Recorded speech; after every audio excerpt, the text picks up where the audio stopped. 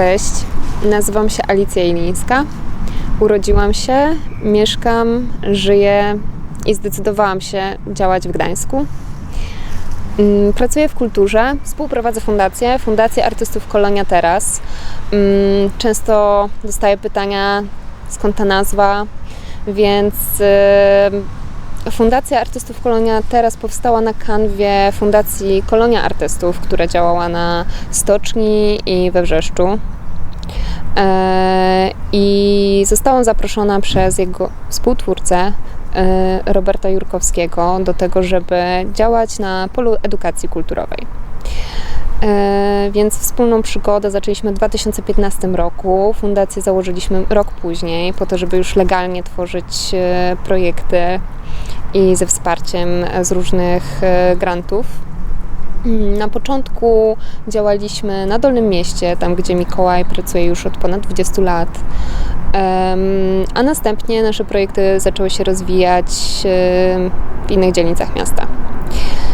Ja skoncentrowałam się bardziej w fundacji na takich działaniach, które lubię najbardziej.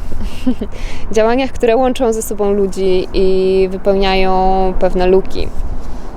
Takim pierwszym działaniem, które według mnie to realizuje, są rezydencje artystyczne. Tak właśnie nazwałam swój projekt, najprościej jak się dało. Program zakłada, że każdy rezydent odwiedza pracownię lokalnych artystów, ale spotyka się też z artystami już doświadczonymi w danej dziedzinie, więc jest taka wymiana dwustronna.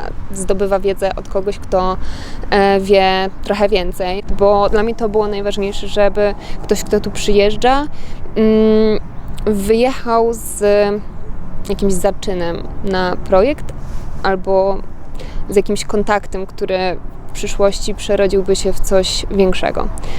Uciekałam od takiego rozwiązania, w którym artyści tworzyliby produkt. Według mnie stworzenie czegoś 2-3 tygodnie jest oczywiście możliwe i często się wydarza, nawet od niechcenia, ale wiele rezydencji się na tym opiera, że trzeba coś zrobić.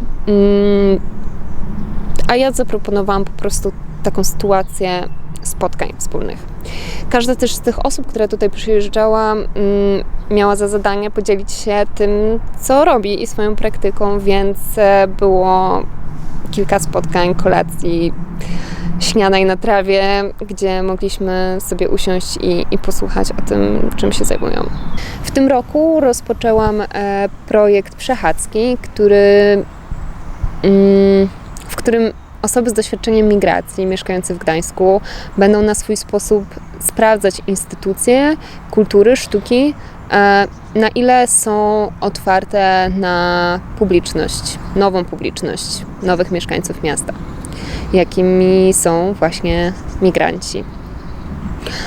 W projekcie zaplanowałam takie spacery kuratorowane z oprowadzaniem kuratorskim po wystawach, ale oprócz tego ważne jest dla mnie to, żeby porozmawiać z osobami pracującymi w instytucjach.